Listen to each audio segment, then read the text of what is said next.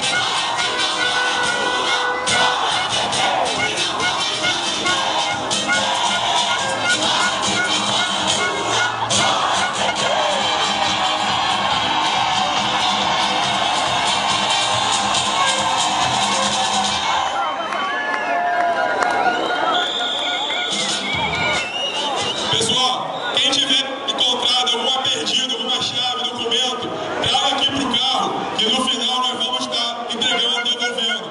Nós recebemos carteira de motorista, chave de carro, então se alguém perdeu alguma coisa, se achou alguma coisa, no final da praça nós vamos estar lhes devolvendo. Então, por favor, o recado de utilidade pública, quem achou alguma coisa, perdeu alguma coisa, venha até o caminhão falar com a gente no final.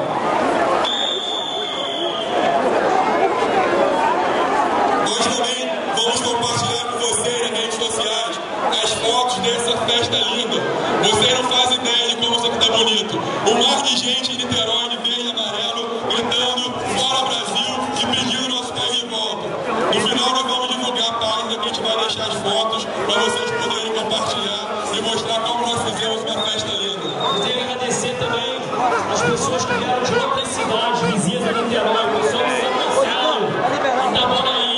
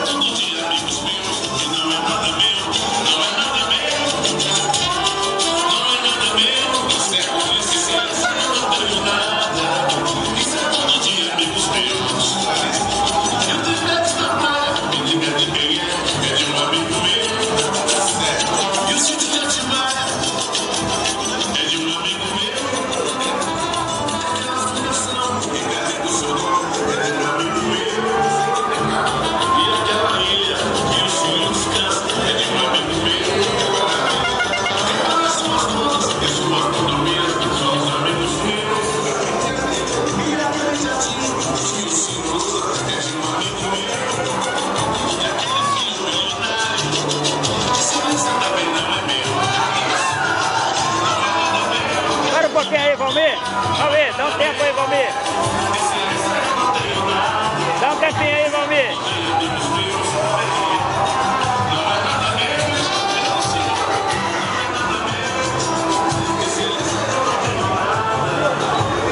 Vamos entrar aqui, hein?